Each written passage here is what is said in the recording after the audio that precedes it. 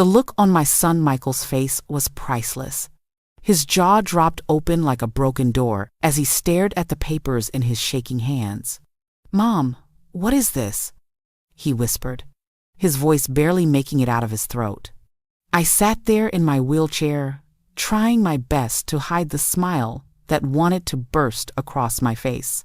The papers he was holding? They were the ownership documents for Pine Valley Nursing Home, the very place he had dumped me 6 months ago. That's right.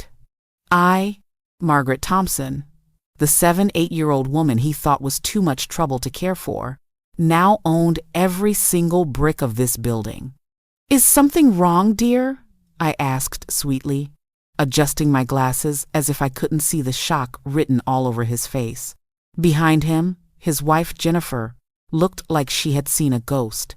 Good. They deserved every second of this moment. But wait, I'm getting ahead of myself. Let me tell you how a lonely old woman ended up buying an entire nursing home without anyone knowing. Before we continue, kindly drop a comment telling me what time it is you're watching this and which country you're from. I love connecting with viewers from all around the world. It all started on a cold January morning. I was sitting in my cozy little house, the one my late husband Robert and I had built together 40 years ago. The smell of fresh coffee filled the kitchen as I flipped through our old photo albums. There was Michael as a baby, taking his first steps. There he was on his first day of school, missing his 2 front teeth. And there we all were at his wedding, looking so happy and full of hope. The doorbell rang, pulling me from my memories. When I opened the door, Michael stood there with Jennifer, both wearing fake smiles that didn't reach their eyes. "Hi, Mom," Michael said, giving me a quick hug that felt more like a formality than genuine affection. "We need to talk." They came inside and sat on my sofa, the same sofa where Michael used to build pillow forts as a child. Jennifer kept checking her phone while Michael cleared his throat about 100 times before finally speaking. "Mom, we've been thinking," he began, not meeting my eyes. "You're getting older, and this house is too big for you to manage alone. We found a nice place where you'll be taken care of." My heart sank. "A nursing home?" "It's called Pine Valley, and it's really nice," Jennifer chimed in, still staring at her phone. "They have activities and medical staff, and—" "I can take care of myself just fine," I interrupted, feeling my hands start to shake. "This is my home, your father and I." "Dad's been gone for 5 years, Mom," Michael said sharply. "You can't live in the past forever. We've already made the arrangements. You'll be moving next week." Next week? They had already decided everything without even asking me? I felt tears sting my eyes, but I refused to let them fall. Not in front of them. "What about my things? My garden? My memories?" I asked, my voice barely a whisper. "We'll sell the house," Jennifer said matter-of-factly. "The market is really good right now. We could get at least $500,000 for it." Ah, there it was, the real reason. It wasn't about my safety or well-being. It was about money. My son, the little boy I had raised with so much love, was more interested in selling my home than in my happiness. The next few days passed in a blur. Michael and Jennifer packed my things, deciding what I could take and what would be thrown away or sold. They didn't ask my opinion. 40 years of memories were sorted into keep and trash piles by people who didn't understand their value.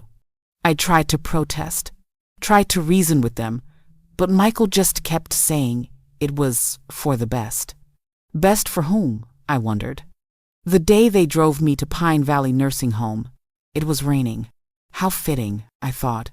Even the sky was crying for me. The building looked nice enough from the outside. Red brick with white trim, and a sign that said, "Pine Valley, where caring comes first." But as we walked through the automatic doors, the smell hit me. It was a mixture of disinfectant, cafeteria food, and something else I couldn't quite name. Sadness, maybe. My room was small, barely bigger than my old closet. It had a single bed, a tiny dresser, and a chair by the window that looked out onto the parking lot. The walls were beige. Everything was beige. "See, Mom? It's nice," Michael said. But even he didn't sound convinced. A nurse came in, a young woman with a tired smile. "Welcome to Pine Valley, Mrs. Thompson. I'm Sarah. I'll be taking care of you." Michael and Jennifer left quickly after that, mumbling something about having dinner reservations. As I watched their car disappear from my window, I felt more alone than I had ever felt in my life. That first night was the hardest. The bed was too firm, the room too cold, and the sounds of other residents crying out in the night kept me awake. I thought about my house, probably already on the market. I thought about my garden, where I had planted roses every spring with Robert. I thought about the kitchen, where I had baked thousands of cookies for Michael when he was young. But as I lay there in that strange bed, something else began to grow inside me besides sadness. It was a tiny spark at first, barely noticeable. But as the days passed and I watched how the nursing home operated, that spark grew into a flame. You see, Pine Valley wasn't the caring place it pretended to be. The staff was overworked and underpaid. Many of the residents were ignored for hours. Meals were bland and sometimes cold. Activities were boring and repetitive. The owner, Mr. Garrett, rarely showed his face, preferring to count his profits from afar. I made friends quickly. You do when you're all in the same boat. There was Betty, whose daughter visited once a month if she was lucky. There was Frank, a war veteran whose son had put him here and never looked back. There was Dorothy, who still waited every Sunday for her family to take her to church, but they never came. We were all forgotten people, tucked away so our families didn't have to feel guilty about not caring for us. But I wasn't going to accept that fate, not for me and not for my new friends. 3 weeks into my stay, something interesting happened. I overheard 2 nurses talking in the hallway. Mr. Garrett was in financial trouble. He had gambled away most of his money and was desperately looking for someone to buy Pine Valley. The nurses were worried about their jobs. That's when the idea hit me. It was crazy, absolutely insane. But the more I thought about it, the more sense it made. You see, what Michael and Jennifer didn't know was that Robert hadn't just left me our house. He had been a very successful businessman, and he had left me quite a bit more than they realized. Money I had never touched, saved in accounts they knew nothing about. I had always lived simply, never feeling the need to flaunt wealth. But now I had a purpose for that money. The next morning, I asked Sarah if I could use the phone. I called my lawyer, Mr. Peterson, who had handled Robert's estate. He was shocked to hear where I was calling from. "Margaret, they put you in a nursing home?" he asked, his voice full of concern. "Yes, but that's not why I'm calling," I said, keeping my voice low. "I need you to look into something for me. The owner here wants to sell. I want to buy it." There was a long pause. "You want to buy the nursing home?" "Every last brick," I confirmed. Mr. Peterson had known me long enough not to question my decisions. "I'll look into it immediately," he promised. Over the next few weeks, while my son enjoyed his life without the burden of caring for his mother, I was secretly orchestrating the biggest surprise of his life. Mr. Peterson worked quietly, using a shell company so no one would know I was the buyer. The negotiations were tricky. Mr. Garrett was desperate, but suspicious. Why would anyone want to buy a struggling nursing home? But money talks, and I had enough to make Mr. Garrett stop asking questions. We agreed on a price that was fair, considering the home's problems. I had plans for this place. Big plans that would change everything. The other residents noticed I was happier, but I couldn't tell them why. Not yet. I wanted everything to be finalized first. I wanted it to be perfect. Then, exactly 6 months after Michael had dropped me off like an unwanted pet, the deal was done. I owned Pine Valley Nursing Home. Every room, every hallway, every single beige wall was mine. The first thing I did was call a meeting with all the staff. They were terrified, thinking new ownership meant layoffs. Instead, I announced raises for everyone and better benefits. The looks on their faces were worth every penny.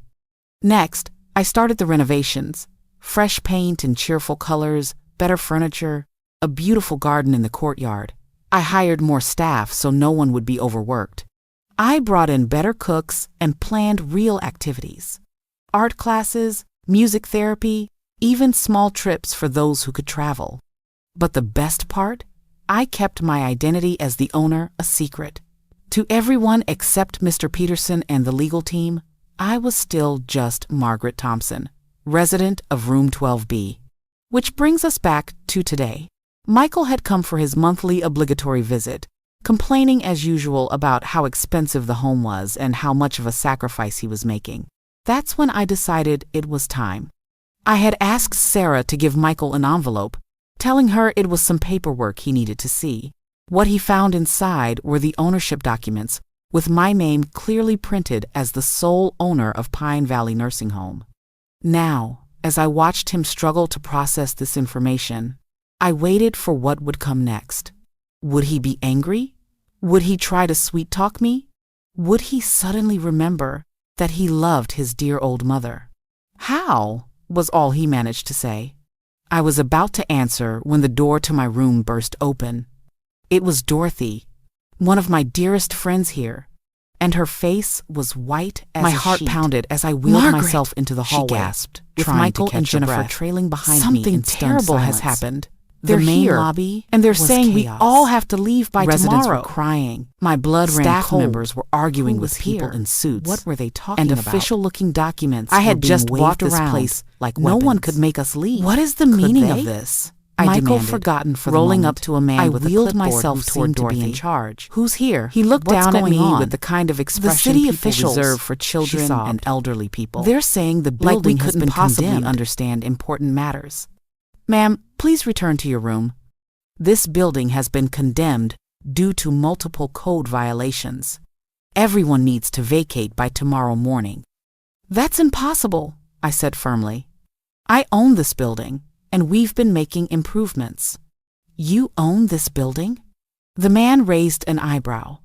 According to our records, the owner is a company called Silver Years Investments. That was the shell company Mr. Peterson had set up for the purchase. I opened my mouth to explain, but Michael suddenly stepped forward. Wait, you're saying this place is condemned? He asked, his face pale. Where are all these people supposed to go? The official shrugged. That's not my concern. The building is unsafe. Faulty wiring, structural damage, mold in the walls, the list goes on. Should have been shut down years ago. I felt like the floor had dropped out from under me. How had I not known about these problems? Then it hit me. Mr. Garrett had hidden these issues during the sale. He knew the place was falling apart and sold it to me anyway. Margaret, what's going on? Betty rolled up beside me, tears streaming down her face. They're saying we have to leave. Where will I go? My daughter lives in a studio apartment. There's no room for me. All around us, similar conversations were happening. Frank was on the phone, desperately trying to reach his son. Dorothy was clutching a photo of her late husband, looking lost. These people weren't just residents. They were my friends, my family now, and I had failed them. This is insane, Jennifer finally spoke up, but not out of concern for the residents. Michael, if this place closes, where will your mother go? We can't take her in. We just renovated the house, and there's no room. Jennifer, not now, Michael snapped. And for the first time in months, I saw something in his eyes that looked almost like shame. I wheeled myself back to my room, my mind racing. There had to be a solution. I hadn't come this far just to let everyone down. As I sat by my window, staring at the parking lot that had become so familiar, Sarah knocked on my door. "Mrs. Thompson, I'm so sorry about all this," she said, her eyes red from crying. "I just wanted you to know that whatever happens, you've been the best thing that ever happened to this place. The past few weeks, with all the changes you made, it's been wonderful." "You knew?" I asked, surprised. She smiled sadly. "We all figured it out. The timing was too perfect. Plus, Mr. Peterson isn't very good at being subtle when he comes to check on things. We've all been so grateful, even if we couldn't say anything." After she left, I called Mr. Peterson immediately.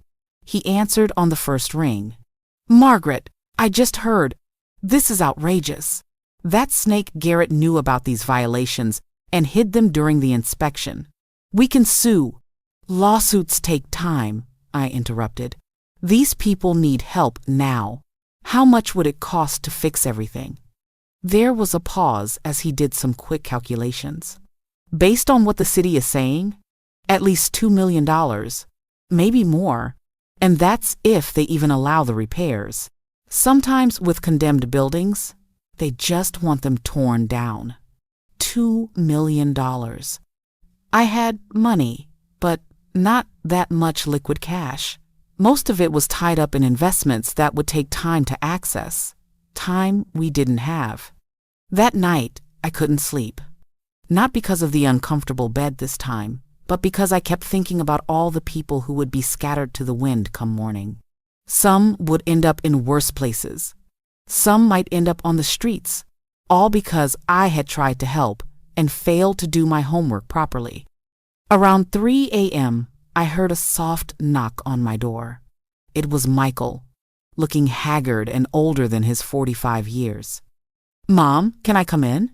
I nodded, and he sat in the visitor's chair, the same one he had occupied during his few visits over the past 6 months. For a long time, neither of us spoke. "I'm sorry," he finally whispered. "Not just about today, but about everything. Putting you here, selling the house, treating you like a burden instead of my mother." I looked at my son, really looked at him for the first time in months. He had bags under his eyes, worry lines on his forehead. When had he gotten so old? When had we grown so far apart? "What changed?" I asked softly. He laughed bitterly.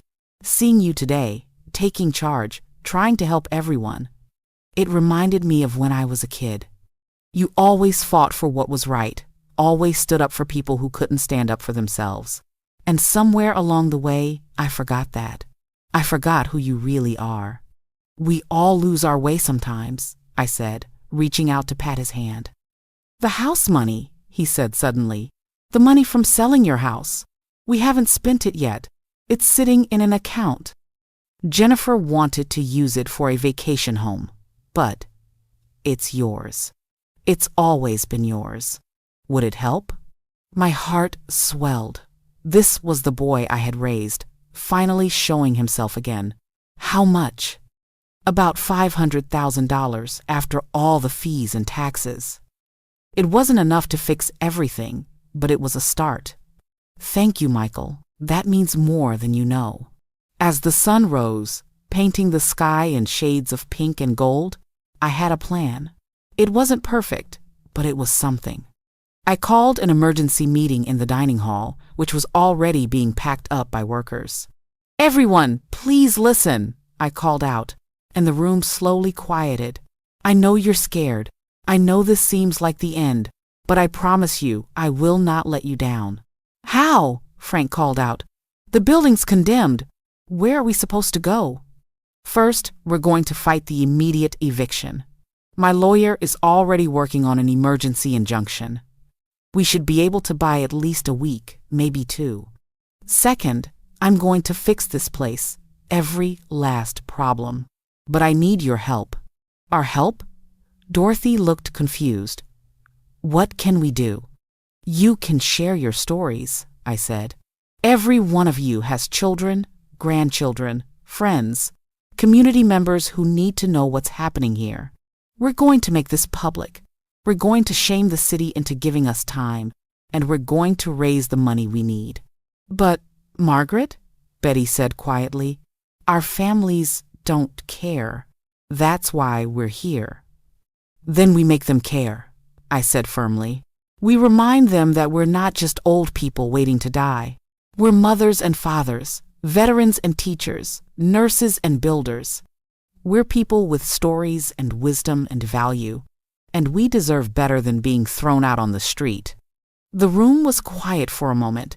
Then Frank stood up, leaning heavily on his walker. "I'm in," he said simply. "What do you need me to do?"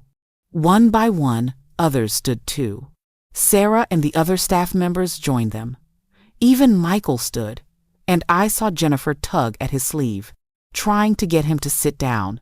He shook her off. By noon, Mr. Peterson had successfully filed for an emergency injunction, giving us 2 weeks before the eviction. It wasn't much time, but it was something. Michael had transferred the house money to my account, and I had immediately put it toward the most critical repairs. But the real surprise came that afternoon. Sarah had helped several residents make videos on her phone, sharing their stories. Frank talked about his service in Vietnam and how his son had promised to never abandon him. Dorothy shared memories of teaching kindergarten for 40 years, showing pictures of students who had grown up to be doctors and lawyers. Betty sang a song she used to sing to her daughter, her voice still beautiful despite her age. Within hours, the videos had been shared hundreds of times. Local news stations started calling. A reporter showed up wanting to interview residents. The story of Pine Valley Nursing Home was spreading like wildfire. That evening, as I sat in my room reviewing contractor estimates with Mr. Peterson, there was a commotion in the hallway. I wheeled myself out to see what was happening.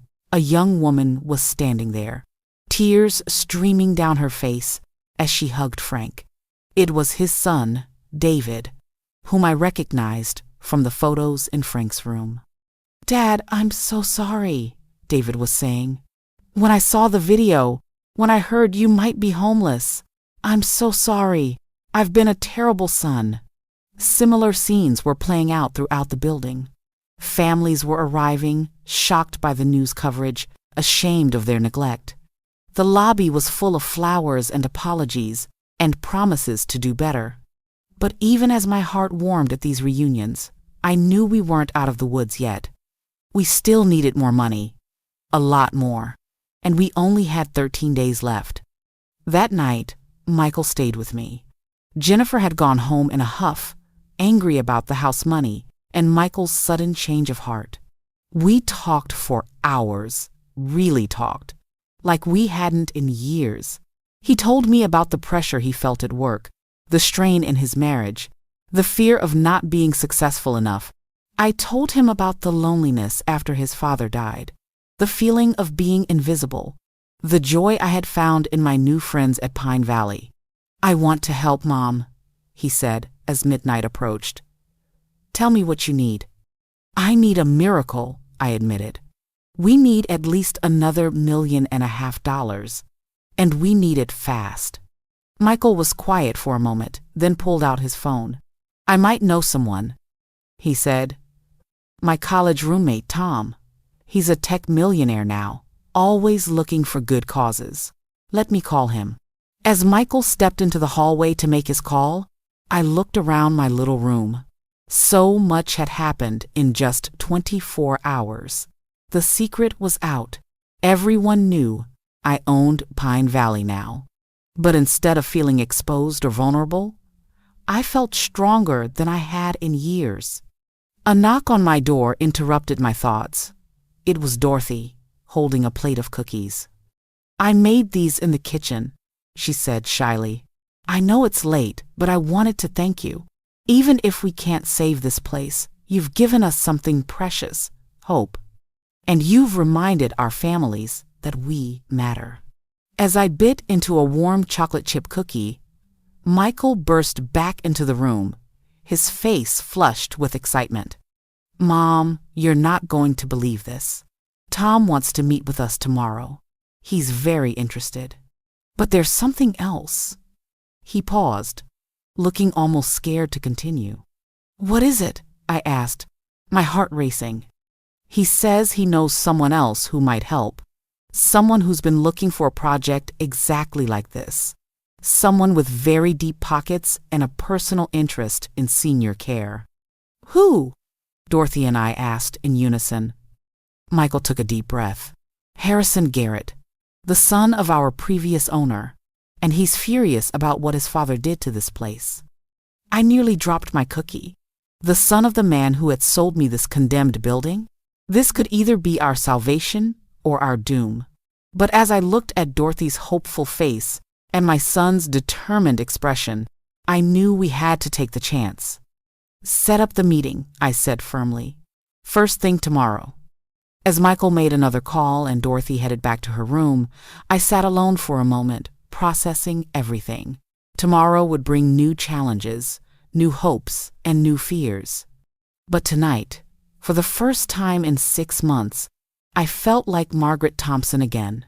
Not just a forgotten old woman in room 12B, but someone who could make a difference. The clock on my nightstand ticked past 1 a.m. In 12 days, we would either save Pine Valley or lose everything. The stakes had never been higher, but neither had my determination. I wheeled myself to the window one last time before bed. The parking lot was still full of cars. Families who had come to check on their loved ones. Staff members working overtime to help with repairs. Contractors assessing damage. Pine Valley was alive with activity and purpose. But as I watched, a black sedan pulled up, and a man in an expensive suit stepped out. Even from my window, I could see the resemblance to Mr. Garrett. Harrison had arrived early, and he was surveying the building with an unreadable expression. What did he want? Was he here to help or to finish what his father had started? As he looked up and our eyes met across the distance, a chill ran down my spine. Tomorrow's meeting would change everything, one way or another. I closed my curtains and prepared for bed, knowing sleep would be elusive. In 12 days, we would know our fate. The morning sun hadn't even fully risen when I heard urgent knocking on my door. It was Sarah, and her face was white with panic. Mrs. Thompson, you need to come quickly. There's been an accident in the East Wing. Part of the ceiling collapsed. My blood ran cold as I threw on my robe and followed her down the hallway. Please, I prayed silently, let no one be hurt. As we rounded the corner, I saw the damage. A huge section of ceiling had fallen, leaving exposed beams and insulation scattered across the floor. But worse than the physical damage was who I saw sitting on the floor, covered in dust and debris. It was Betty, blood trickling from a cut on her forehead, looking dazed and confused. I just wanted to get my photo albums, she whispered as I reached her. The ones from my teaching days. I heard creaking, and then the paramedics arrived within minutes, and as they loaded Betty onto a stretcher, she grabbed my hand. Don't let them use this as an excuse to shut us down faster, she pleaded. Promise me, Margaret. I promise, I said, squeezing her hand as they wheeled her away. Michael appeared at my side, having stayed the night in one of the empty rooms. Mom, this is bad. If the city finds out, they're already here, Sarah interrupted, pointing to the lobby where 2 city inspectors were taking photos and making notes. My heart sank. This was exactly what we didn't need. As if reading my thoughts, one of the inspectors approached me. Are you the owner? He asked, though his tone suggested he already knew the answer. Yes, I said, lifting my chin. And before you say anything, we're already working on repairs. This changes everything, he cut me off. A partial collapse with injury? We're revoking your 2-week extension. Everyone needs to be out by tomorrow morning, 8 a.m. sharp. You can't do that, Michael protested. We have a court order, which can be overruled in cases of immediate danger, the inspector said coldly. Which this clearly is. Tomorrow morning, or we'll have police escort everyone out. As they left, I felt the weight of defeat crushing down on me. How could I face everyone? How could I tell them that despite all our efforts, we had less than 24 hours? The meeting, Michael said suddenly. Harrison, Garrett, and Tom are supposed to be here in an hour. Maybe they can what? I snapped, frustration and fear making me sharp. Wave a magic wand and fix a collapsed ceiling? Face it, Michael, I've failed. I've failed everyone. No, a firm voice said from behind us. I turned to see Frank, leaning on his walker but standing tall. You haven't failed anyone, Margaret Thompson. You've given us more hope and dignity in the past day than we've had in years. Now stop feeling sorry for yourself and fight. He was right. I took a deep breath, straightening in my wheelchair. Sarah, gather everyone in the dining hall. They need to know what's happening. Michael, call Mr. Peterson. See if there's any legal avenue we haven't explored. I'm going to get ready for this meeting. 30 minutes later, I had broken the news to the residents. There were tears, anger, and fear, but also something else. Determination. These people, my friends, weren't ready to give up. What if we refuse to leave? Dorothy suggested. What are they going to do? Drag us out? Yes, I said gently. That's exactly what they'll do, and I won't have anyone getting hurt or arrested on my watch. I was heading back to my room when Michael intercepted me. They're here, he said. Tom and Harrison. They're waiting in the conference room. The conference room was one of the few spaces we'd managed to renovate before everything fell apart. As I entered, I saw two men, one in his 30s, with kind eyes and casual clothes. That had to be Tom, and another in his 50s, impeccably dressed with silver hair and his father's sharp features. Harrison Garrett. Mrs. Thompson. Harrison stood as I entered, something his father never would have done. I want to start by saying how deeply sorry I am for what my father did to you and this place. I studied him carefully. Sorry doesn't fix collapsed ceilings or help displaced seniors. No, it doesn't, he agreed. But this might. He pulled out a check and slid it across the table. My eyes widened at the amount. $3 million. I don't understand, I said slowly. Harrison's face was grim. My mother died in a nursing home. A bad one. My father put her there to save money while he gambled and lived large. She died alone, forgotten, in a place that smelled like death and despair. When I found out what he had done here, selling you a condemned building, I couldn't let history repeat itself. Tom leaned forward. And I'm prepared to match Harrison's donation. That's $6 million total, Mrs. Thompson. More than enough to fix this place and make it the best nursing home in the state. $6 million. It was more than I had dared hope for. But then reality crashed back down. It's incredibly generous, I said, my voice heavy. But we've just been given 24 hours to evacuate. A ceiling collapsed this morning. Even with all the money in the world, we can't fix this place if everyone's been thrown out. Harrison and Tom exchanged glances. What if, Harrison said slowly, we could buy you more time? How? My father had connections in city government. Dirty connections, but connections nonetheless.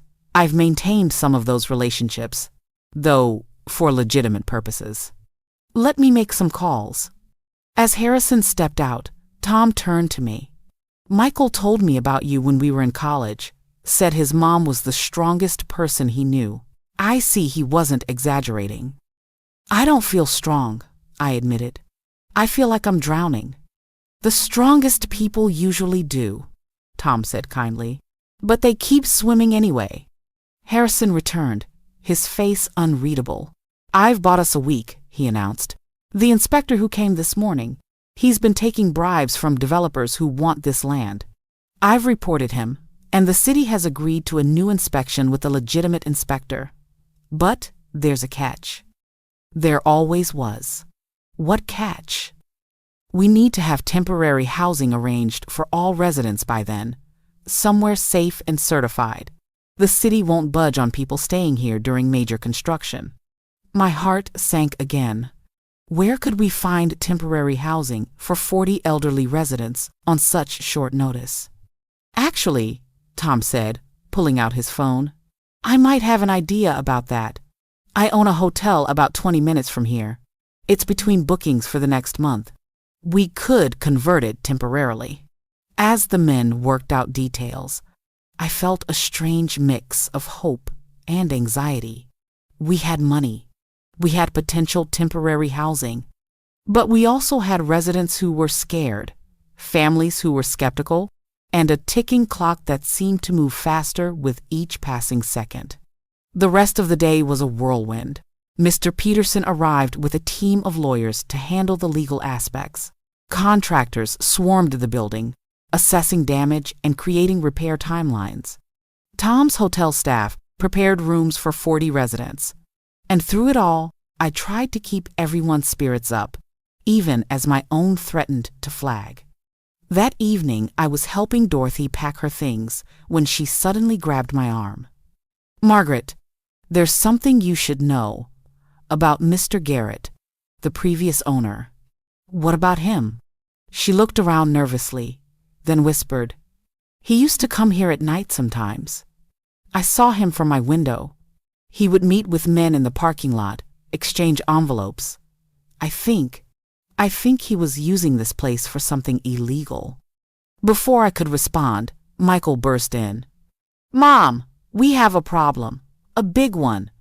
I followed him to the lobby, where a crowd had gathered around the television. The local news was on, and the headline made my blood run cold. Nursing home owner under investigation for money laundering. The reporter continued. Sources say the new owner of Pine Valley Nursing Home, Margaret Thompson, may have been involved in a complex money laundering scheme with the previous owner. That's a lie, I exclaimed. But the damage was being done. I could see doubt in some faces, fear in others. Mom, Michael said quietly, there are reporters outside. Lots of them. And some of the families are here, demanding answers. I looked around at the chaos.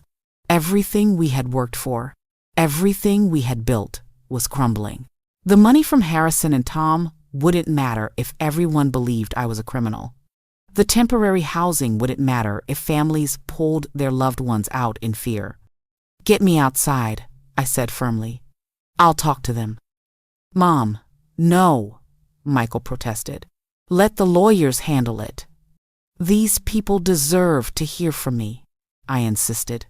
The moment I appeared outside, cameras flashed and reporters shouted questions. I held up my hand for silence. My name is Margaret Thompson, I began, my voice carrying across the crowd. 6 months ago, my son put me in this nursing home because he thought I was a burden. I used my late husband's money to buy this place because I wanted to make it better for everyone here. I have never, ever been involved in any illegal activity. Then, how do you explain the financial irregularities? A reporter called out. What irregularities? I asked, genuinely confused. Another reporter held up documents. These show large cash deposits into Pine Valley's accounts over the past several months, all traced back to offshore accounts. My mind raced. Those weren't my deposits, which meant those were from before I bought the place, I realized out loud. Mr. Garrett. He was using the nursing home to launder money. The crowd erupted in questions, but I was already turning to Michael. Get Harrison. Now. He needs to know what his father was really doing. As Michael ran inside, I faced the crowd again. I bought this place 2 weeks ago, I said clearly. Any illegal activity was from the previous owner. I'm happy to open all my books to any investigation. I have nothing to hide." But even as I spoke, I saw skepticism in faces. In the court of public opinion, accusations were often as damaging as convictions. Harrison appeared, his face grim as he surveyed the scene. He stepped up beside me. "My name is Harrison Garrett," he announced.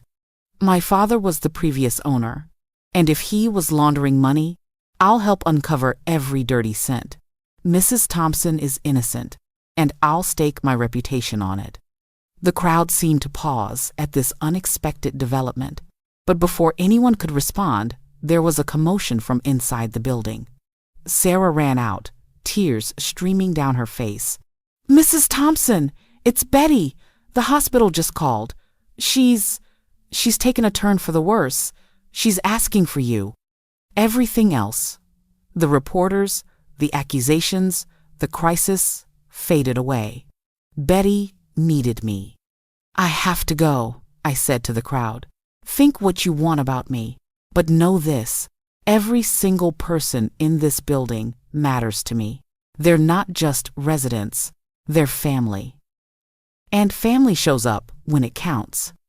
As Michael helped me into the van to go to the hospital, I caught sight of the residents watching from windows. Frank saluted me.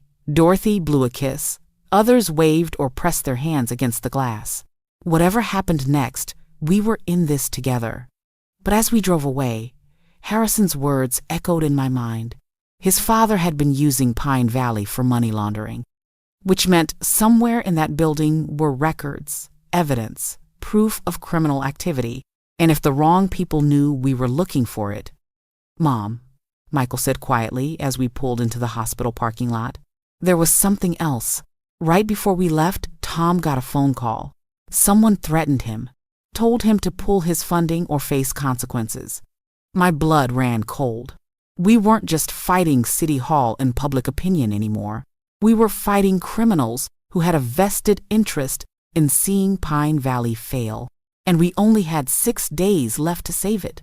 As we entered the hospital, I pushed these dark thoughts aside. Betty needed me now. Everything else would have to wait. But I couldn't shake the feeling that our troubles were just beginning, and the real danger hadn't shown itself yet. The elevator dinged as we reached Betty's floor. Whatever came next, I would face it head on. I had to. Too many people were counting on me to give up now. But first, I had to say goodbye to a dear friend. Betty's hand was cold and might not make it through the night. Her breathing shallow and labored. More than any threat or accusation, smelled of antiseptic and impending loss. Her daughter Linda sat on the other side of the bed, tears streaming down her face. "I'm so sorry, Mom," Linda kept repeating. "I should have visited more. I should have been there." Betty's eyes fluttered open, focusing on me with effort. "Margaret," she whispered, her voice barely audible. "The shoebox." "What shoebox, dear?" I leaned closer. "Under my bed, at Pine Valley. Important. Don't let them find it." Her grip tightened with surprising strength. "Promise me." "I promise," I said, though I had no idea what she meant. Betty smiled weakly, then turned to her daughter. "Be good to each other," she said. And then, as quietly as she had lived her life at Pine Valley, Betty slipped away. I stayed with Linda for a while, offering what comfort I could. But Betty's words echoed in my mind. What shoebox? What didn't she want found? Michael was waiting in the hallway, his face grim. "Mom, I just got a call from Tom. Someone broke into his hotel, the one where we were going to house everyone, trashed the place. We need to find another solution." My heart sank. Every time we took a step forward, someone pushed us 2 steps back. "Take me back to Pine Valley," I said. "I need to check on something." The ride back was silent, both of us lost in our thoughts. When we arrived, the reporters had thinned out, but a few diehards remained. I ignored them, focused on getting to Betty's room. It was exactly as she'd left it, neat, organized, with her teaching awards on the wall and photos of her students covering every surface. I bent down, checking under the bed. There it was, an old shoebox tied with string. "What's that?" Michael asked as I pulled it out. I opened it carefully, and my breath caught. Inside were photographs, documents, and what looked like bank records. But these weren't Betty's records. They were surveillance photos of Mr. Garrett meeting with various men in the Pine Valley parking lot.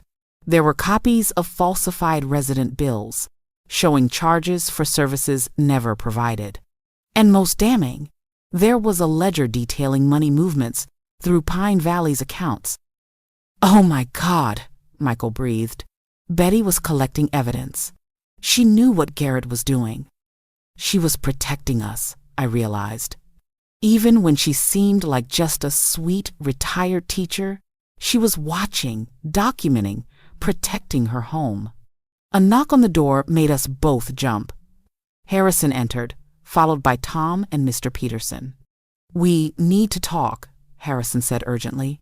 "I've been digging into my father's records, and what I found, it's worse than money laundering. He was involved with some very dangerous people who won't want this information coming to light." I showed them Betty's box. Harrison's face went white as he flipped through the documents. "This is it," he said. "This is enough to put several people in prison, including some very powerful ones. No wonder they're trying to shut this place down. If investigators start really looking into Pine Valley, we take this to the FBI," Mr. Peterson said immediately. "Tonight." "No," I said, surprising everyone. "First, we make copies. Lots of copies.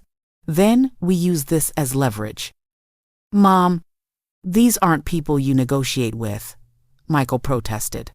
"I'm not negotiating," I said firmly. "I'm protecting my family, and everyone in this building is my family." Tom's phone rang. He answered, his face growing increasingly pale. "I understand," he said finally. "I'll relay the message." He hung up and looked at us. That was them. The people who want Pine Valley closed. They're offering a deal. We walk away, stop the renovations, let the building be condemned, and they'll make sure no one gets hurt. "And if we don't?" Harrison asked, though we all knew the answer. "Then things get worse," Tom said quietly. "I thought of Frank, probably in his room polishing his war medals. Of Dorothy, likely baking cookies despite everything. Of all the residents who had become my family. Of Betty, who had died trying to protect this place." "No deal," I said firmly. "Mom!" Michael started. "No deal," I repeated. "But we're not sitting ducks either. Harrison, can you get us security? Real security?" He nodded. "I'll have a team here within the hour." "Tom, we need new temporary housing, somewhere they won't expect." "I might have an idea," he said slowly. "It's unconventional, but—" "Mr. Peterson, I want you to file those FBI reports, but not yet. Give us 48 hours. And Michael," I turned to my son, "I need you to do something that might be dangerous." "Anything," he said without hesitation. "I need you to pretend to betray me." The room went silent. Michael stared at me. "What?" "They need to think they've won, that they've turned you against me. You're going to publicly denounce me, say you believe the money laundering accusations, that you're taking control of my affairs due to mental incompetence." "Mom, no, I won't." "You will," I said firmly, "because it's the only way to keep everyone safe while we execute the real plan." Over the next hour, we refined the details. It was risky, possibly foolish, but it was our best shot. As the others prepared to leave, Harrison lingered. "Why are you doing this?" he asked. "You could walk away, take the residents somewhere safe, and let this place burn." I thought of Betty's cold hand in mine, of 6 months of feeling worthless and forgotten, of finding purpose again in these walls. "Because sometimes the only way to win is to refuse to lose," I said simply. That night, I couldn't sleep. Security guards now patrolled the hallways, But I knew they were just a bandage on a bullet wound. The real danger was still out there, waiting. At 3 a.m., my phone rang. Unknown number. Hello? Mrs. Thompson. The voice was cold, professional. You've been very busy today, finding things that were better left hidden. Who is this? Someone who's trying to help you. Walk away. Take your residence and go. This doesn't have to end badly. It already has, I said, thinking of Betty. One of my residents is dead because of your boss's negligence. That was an accident. What comes next won't be. You have 24 hours to announce the closure of Pine Valley, or we'll close it for you. The line went dead. I sat in the dark, fear and anger warring in my chest. They thought I was just a helpless old woman, playing at being powerful. They were about to learn differently. The next morning came too soon. I gathered all the residents in the dining hall, my heart heavy with what I had to do. I have difficult news, I began, seeing the fear in their eyes. We're going to have to leave Pine Valley, temporarily, but I promise you, this is not the end. This is a strategic retreat. Where will we go? Frank asked. Tom stepped forward. My company owns a cruise ship. It's currently docked for maintenance, but it's fully functional. You'll all be my guests for a Caribbean cruise while Pine Valley is being renovated. The room erupted in surprised chatter. A cruise? It was so unexpected, so absurd, that it might just work. When do we leave? Dorothy asked. Tonight, I said. Pack light. We'll have everything you need on board. As the residents dispersed to pack, Michael approached me. Are you sure about this?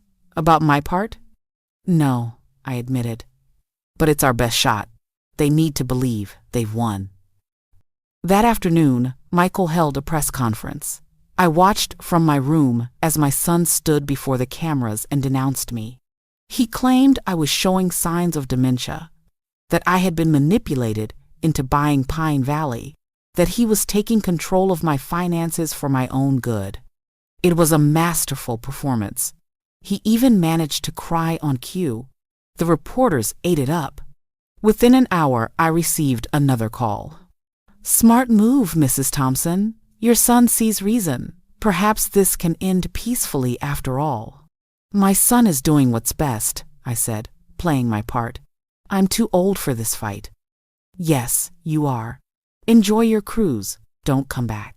As we prepared to leave that evening, I took one last tour of Pine Valley. Despite everything, I had grown to love this place. The beige walls that had once depressed me now felt like home. Sarah found me in the garden. Is it true? Are we really abandoning Pine Valley? We're not abandoning anything, I said firmly. We're regrouping. In chess, sometimes you have to sacrifice a piece to win the game. And what piece are we sacrificing? I smiled grimly. They think it's Pine Valley, but really, it's their sense of security. They're about to learn what happens when you underestimate a building full of people with nothing left to lose. The buses arrived at sunset. As we loaded the residents, I noticed unfamiliar faces watching from across the street. They were making sure we left.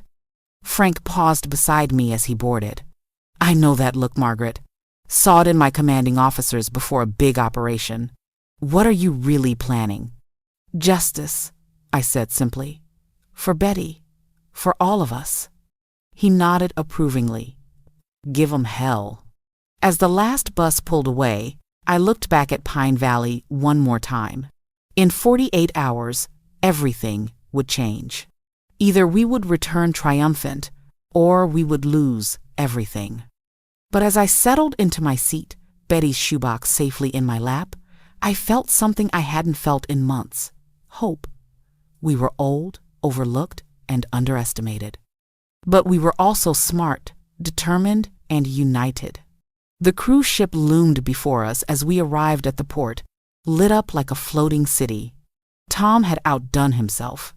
For the first time in days, I saw genuine smiles on residents' faces. "Not a bad temporary home," Dorothy said, gazing up at it in wonder. "No," I agreed. "Not bad at all." As we boarded, my phone buzzed with a text from Michael. "They bought it. They think I'm on their side. Phase 2 begins tomorrow." I deleted the message and helped Dorothy up the gangplank. Tomorrow, the real fight would begin. But tonight, my family was safe, and that was enough. The ship's horn sounded as we pulled away from shore. In the distance, I could see the lights of the city, including the direction where Pine Valley stood empty and waiting. "We'll be back," I whispered to the wind. "And when we return, things will be very different." But I had no idea just how different things would become, or that the biggest surprise was still waiting for us on that ship. As I headed to my cabin, a crew member approached me. "Mrs. Thompson? The captain would like to see you. He says it's urgent." My blood ran cold. Had they found us already? Was nowhere safe? I followed the crew member, my heart pounding. Whatever waited for me in the captain's quarters, I would face it. I had come too far to give up now. The door opened, and I gasped at who was sitting behind the captain's desk. It was impossible. It couldn't be. But there he was, very much alive and smiling at me with those familiar green eyes. "Hello, Margaret," Robert said. "I think it's time I told you the truth about everything. My dead husband was alive." And suddenly, everything I thought I knew was in question. I gripped the doorframe, my legs threatening to give out beneath me. Robert, my Robert, who I had buried 5 years ago, whose funeral I had attended, whose grave I had visited every Sunday, was sitting there like it was the most normal thing in the world. "You're dead," I whispered, my voice barely audible. "I saw you. The heart attack," the doctor said. "Please, sit down," Robert said gently, gesturing to a chair. "You're going to need to sit for this." I sank into the chair, my mind reeling. Behind me, I heard Michael's voice. "Mom, what's going?" He stopped mid-sentence, the color draining from his face. "Dad?" "Hello, son," Robert said quietly. "I know this is a shock." "A shock?" Michael's voice cracked. "You've been dead for 5 years. We mourned you. Mom nearly died from grief, and you're calling this a shock?" Robert's face crumpled with pain. "I know, and I'm so sorry. But I had no choice. They would have killed you both if I hadn't disappeared." "Who?" I managed to ask, though I was beginning to piece it together. "Garrett's people?" Robert nodded. "I was investigating money laundering operations for the FBI, deep undercover. Garrett's organization was bigger than anyone realized. Nursing homes were just one part of it. They were using them to hide money, create fake residents, bill Medicare for services never provided. Millions of dollars. "So you faked your death?" Michael's voice was cold now, angry. "The FBI faked it," Robert corrected. "They got word that my cover was blown. I had 2 hours to decide, die fake or die real. If I had told you, if you had known, they would have seen it. Your grief had to be real to sell the story." I thought of all those nights crying myself to sleep, of the empty space in our bed, of watching Michael struggle to be strong for me. 5 years of unnecessary pain. "But why now?" I asked. "Why reveal yourself now?" "Because you bought Pine Valley," Robert said, leaning forward. "Of all the nursing homes in the world, you bought the one at the center of the investigation I died for. When I saw the reports, when I realized what you were doing, I couldn't stay hidden anymore. Not when you were walking into the exact danger I'd tried to protect you from." "Betty knew," I said suddenly, remembering her final words. "She was collecting evidence. She was helping you?" Robert smiled sadly. "Betty was FBI, retired. She volunteered to go undercover as a resident when we lost our inside person. She was supposed to just observe, but when you showed up, when you started making changes, she couldn't help but protect you. And now she's dead, I said flatly. Really dead. Not pretend dead like you. Robert flinched. Her death was an accident. The ceiling collapse. That wasn't supposed to happen. The building really is falling apart. Enough, I said, standing up. My shock was transforming into anger. Enough lies. Enough secrets. I don't care about your investigation or your witness protection or whatever this is. I care about 40 elderly people who deserve a safe home. So here's what's going to happen. Both Robert and Michael stared at me. You're going to use your FBI connections to take down Garrett's organization tonight. No more waiting. No more undercover games. You have Betty's evidence and whatever else you've collected. End it. Margaret, it's not that simple. It is that simple, I snapped. You chose your job over your family 5 years ago. Fine, but now you're going to choose us. Those people on this ship, trust me. I won't let them down because you want to play spy games. Robert was quiet for a moment, then pulled out a phone I didn't recognize. This is Agent Thompson, he said. Authorization code Delta 77. We're going accelerated timeline. Yes, tonight. All teams. He hung up and looked at me. It's done. By morning, every person involved in this organization will be in custody. Including Garrett's son? Michael asked. Harrison's been helping us. Harrison's clean, Robert confirmed. He's been working with us for months, trying to make amends for his father's crimes. His donation, his help, all real. I sank back into the chair, suddenly exhausted. So what happens now? Now, Robert said. We wait. The raids will happen simultaneously at 3 a.m. By dawn, it'll be safe to return to Pine Valley. The real inspectors will clear the building for repairs with the money Harrison and Tom donated. Your residents will have their home back. And you? I asked, meeting his eyes. What happens to you? That depends on you, he said softly. My cover's blown now. I can come back to life if you'll have me. I looked at this man I had loved for 43 years, had mourned for 5, and felt nothing. No, that wasn't true. I felt everything.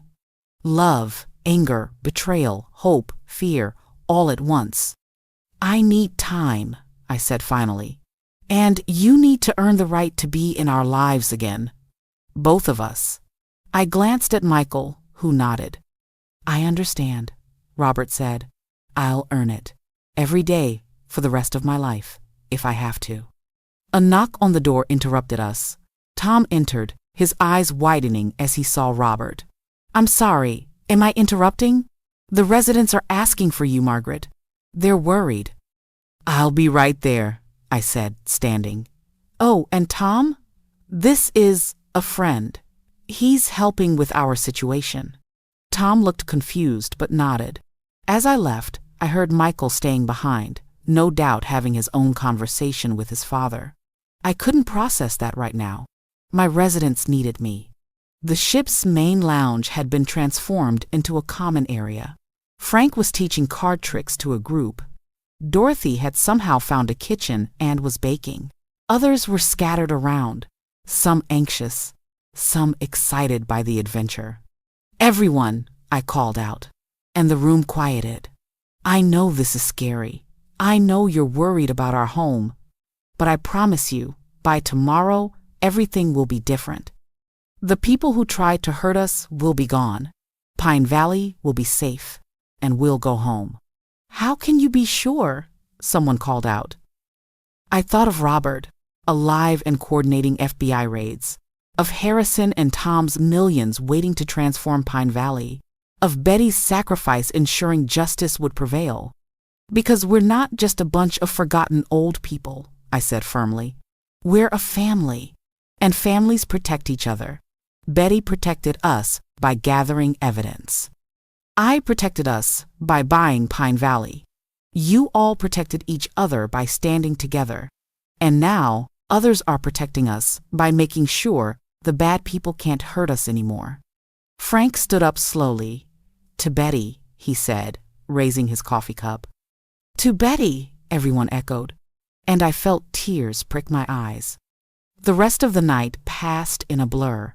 I couldn't sleep, knowing what was happening back on shore. At exactly 3 a.m., my phone buzzed. A text from Robert.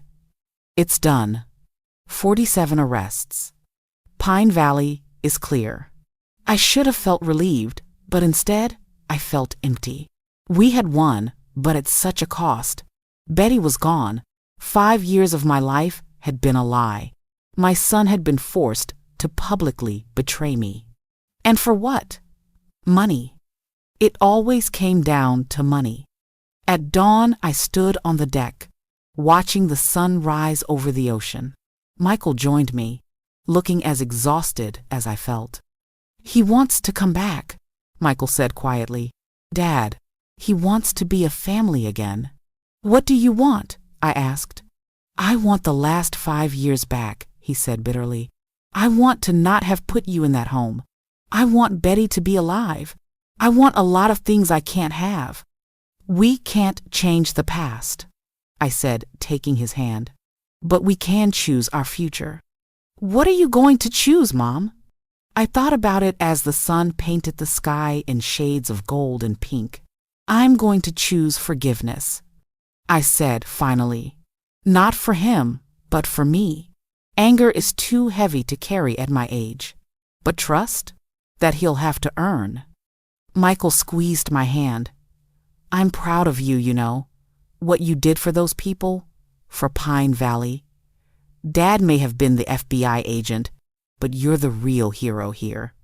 No, I said, thinking of all the residents who had stood together, who had refused to be forgotten or dismissed. We all are. By afternoon, we were heading back to port. The news was full of the arrests. Major money laundering ring busted, the headline screamed. Pine Valley was mentioned, but as a victim, not a culprit.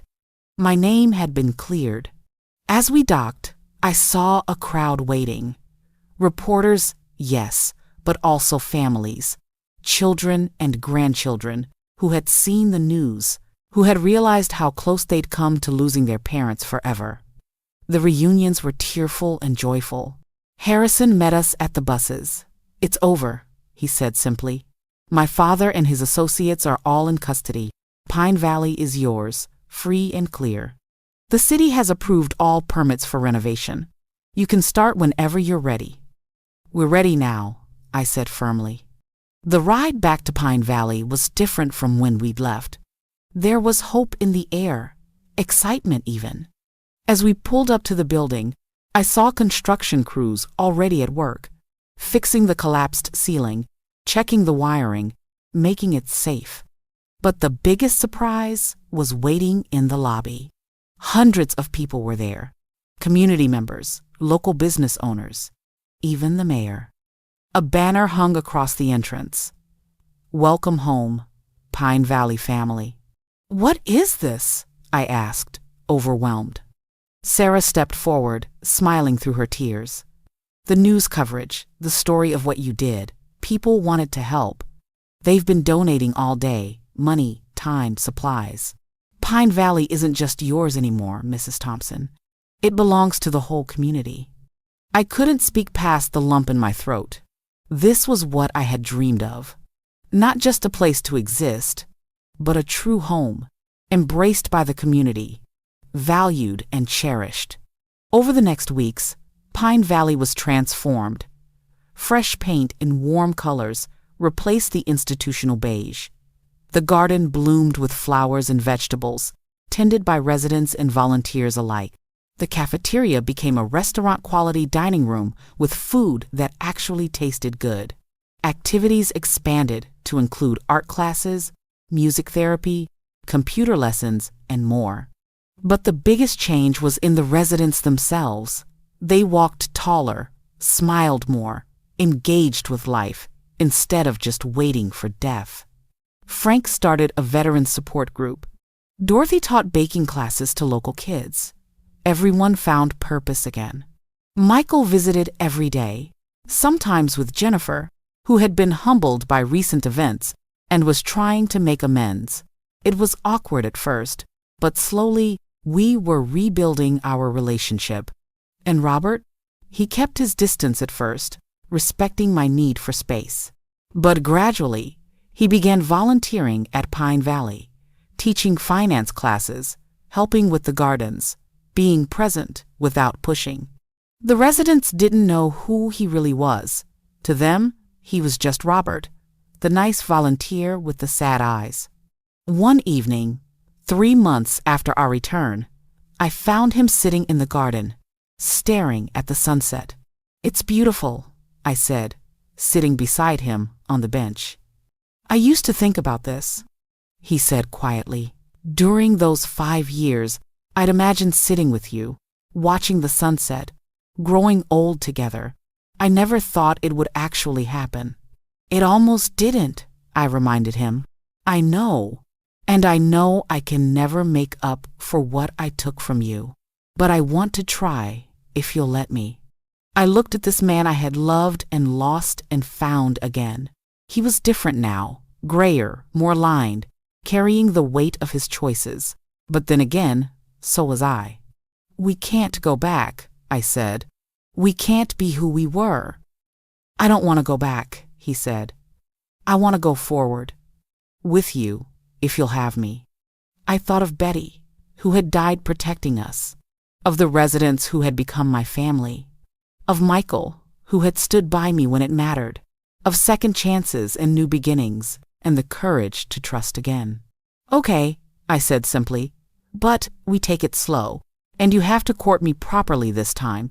I'm not the same woman who married you 43 years ago." "No," he agreed, smiling. "You're stronger, braver, more amazing than ever." As the sun set over Pine Valley, painting the sky in brilliant oranges and purples, I felt a sense of peace I hadn't experienced in years. We had been through hell and back.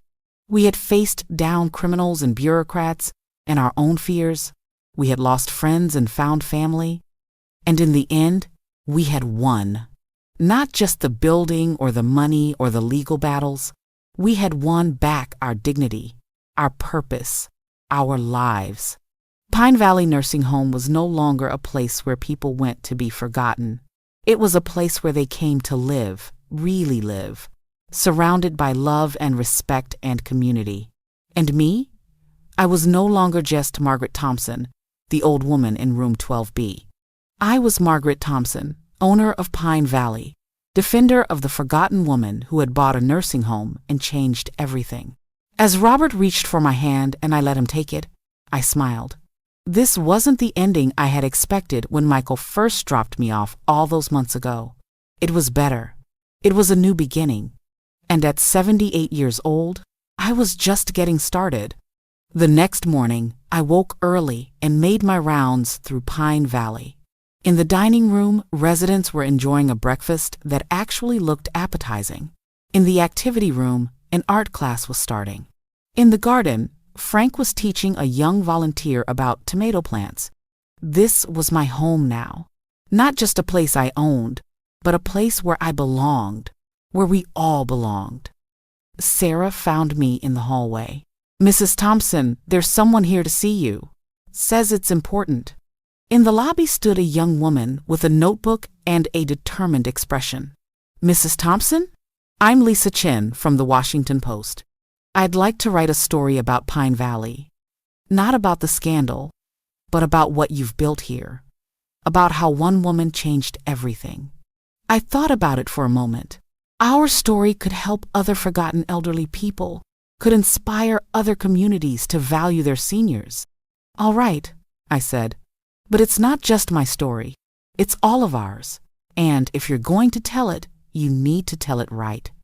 As I led her on a tour, introducing her to residents, showing her the transformations, sharing our journey, I realized something. This wasn't an ending at all. It was just the beginning of a new chapter, and I couldn't wait to see what would happen next. Because if I had learned anything in my 78 years, it was this: it's never too late to start over, never too late to fight for what's right, and never too late to find your purpose. And sometimes, the best revenge against those who try to throw you away is to refuse to be thrown, to stand up, fight back, and build something beautiful from the ashes of their neglect. That's exactly what we had done at Pine Valley, and we were just getting started.